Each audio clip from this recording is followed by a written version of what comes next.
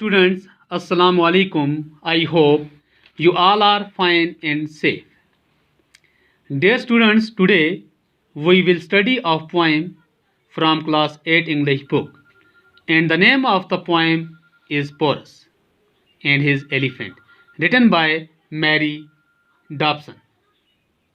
बच्चों, आज जो मैं तुम्हें पोएम पढ़ाने जा रहा हूँ उसका नाम है Porus and his elephant. Let's start the introduction of poem. बच्चों, ये पोएम असल में एक कहानी है एक बच्चा और उसके हाथी की. क्या है बच्चों? ये एक कहानी है एक बादशाह और उसके हाथी की. इस कहानी में बताया गया है कि जो हाथी है वो अपने मालिक से कितना ज़्यादा प्यार करता है, इसके लिए कितना वफादार है, उसकी जान बचाने के लिए वो अपनी जान को भी गंवा बैठता है. तो बच्चों, आप सब अपनी अपनी बुक्स निकालें और पेज नंबर 52 सामने रखें. Here ye a tale of the days gone by, days whose recording is short and quaint. This is a tale that can never die, told of a king and his elephant. Here ye a tale of the days gone by. कहानी सुनते हैं उन दिनों की जो दिन गुजर चुके हैं. बच्चों, कहानी सुनते हैं उन दिनों की जो दिन गुजर चुके हैं. Days whose recording is short and scant. ये वो कहानी है बच्चों जो बहुत छोटी है और जिसके बारे में हमें कम पता है. This is a tale that can never die. ये एक ऐसी कहानी है जो कभी ख़त्म नहीं हो सकती. Told of a king and his elephant. ये कहानी पोरस और उसके हाथी की है. Out on the plain where the waters go, out on the wings of the Jhelum white, Porus the king went to meet his foe, Porus the king in his battle pride. ये कहानी उन मैदानों से शुरू होती है बच्चों जहाँ से पानी बह रहा हो. बच्चों, ये कहानी उन मैदानों से शुरू होती है जहाँ से पानी बह रहा हो और जेलम के किनारों से ये कहानी शुरू होती है. पोरस बादशाह अपने दुश्मन का मुकाबला करने के लिए जाता है. This Porus the king went to meet his foe. Porus जो है बच्चों वो अपने दुश्मन का मुकाबला करने के लिए जाता है. वो जंग के मैदान में अपनी शान दिखाने जाता है. Drawn up his elephant in array, standing in state in unbroken ring, while Alexander the Great for fray let up his troops on the other bank. Porus उसने अपने हाथियों को लाइन में खड़ा कर दिया. क्या किया बच्चों? उसने अपने हाथियों को कतार में खड़ा कर दिया और वो बड़े शान के साथ खड़े थे. उन्होंने अपना डिफेंस ऐसे बनाया था कि वो डिफेंस दुश्मन को तोड़ना बहुत मुश्किल हो जाए. बच्चों, जो पोरस था उसको अलेक्जेंडर के साथ जंग लड़नी थी. क्या करना था बच्चों? जो पोरस था उसको अलेक्जेंडर के साथ जंग लड़नी थी. ये हमले के लिए तैयार था. उसने अपनी फौज को जेलम के किनारे पर खड़ा कर दिया.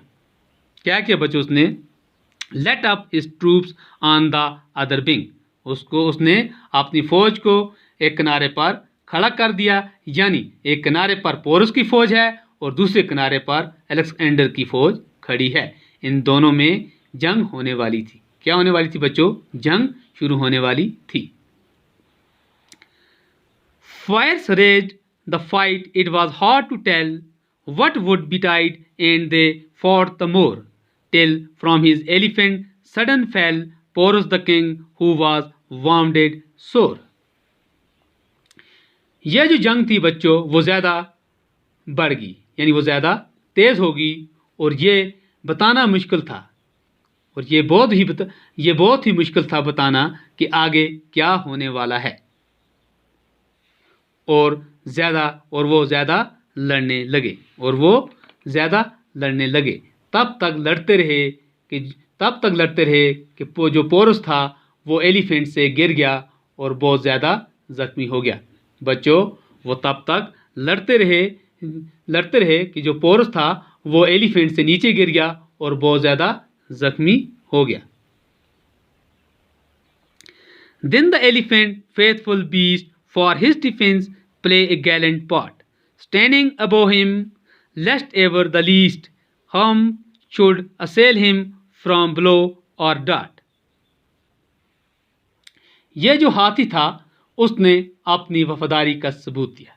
बच्चों, then did the elephant, faithful beast, जो हाथी था उसने क्या किया बच्चों? अपनी वफादारी का सबूत दिया और अपने मालों को बचाने के लिए इसने अपनी वफादारी दिखाई। अपने मालों को बचाने के लिए उसने अपनी वफादारी दिखाई। वो अपने मालों के सामने ऐसे खड़ा हो गया बच्चों, वो अपने मालिक के सामने ऐसे खड़ा हो गया ताकि वो उनके हमलों से बच सके और उनके हाथों में जो तीर थे उन तीर से उसका कम नुकसान हो। Trumpeting loudly, he held at bay 4 men with arrow or spear or sword, challenged them all to approach their prey, dared them to injure his wounded lord. Trumpeting loudly, he held at bay 4 men with arrow or spear or sword. Porus जो था उसने ऊंची आवाज़ लगाते हुए, जो porous था बच्चों उसने क्या किया? ऊंची आवाज़ लगाते हुए अलेक्जेंडर की फ़ौज को पीछे धकेल दिया, यानी पीछे भगा दिया। जिसके पास एरो थे या स्पेयर या स्वॉर्ड, तो उसने उसके बाद जो एलिफेंट था उसने अलेक्जेंडर की फ़ौज को चैलेंज कर दिया कि अगर आप लोगों में हिम्मत है तो आगे आ जाओ। क्या किया बच्चों? उसने उनको क्या किया? चैलेंज किया कि अगर आप लोगों में हिम्मत है तो आगे आ जाओ और अपने शिकार को नुकसान पहुंचा के दिखाओ। बच्चों, अलेक्जेंडर की फौज का शिकार कौन था? पोरस था। Then at the last, with his mighty trunk, lifted him tenderly on his head, bore him in unconscious faintness sunk, where he could rest without fear or dread. तब आखिर में वो पोरस को अपने आहार में क्या होता है बच्चों? जो हाथी होता है वो पोरस को अपनी मजबूत सूंड के ऊपर उठाकर बेहोशी की हालत में ऐसी जगह ले जाता है जहां वो बगैर शक और डर से आराम कर सके। Ah, these dumb things that but cry and paint, they too can love, for God made them so. Porus was severed by but his elephant died from his vomits. Thus the legends go. बच्चों, last जो stanza है इसमें क्या कहते हैं? डम things, यानी बेज़बान चीज़ें। जो बेज़बान चीज़ें होती हैं वो सिर्फ चिल्ला और हाम सकती है। जो बेजान चीज़ होती है बेज़बान चीज़ होती है वो चिल्ला और हाम सकती है, और वो भी प्यार कर सकती हैं क्योंकि उनको भी अल्लाह ताला ने इसीलिए बनाया है।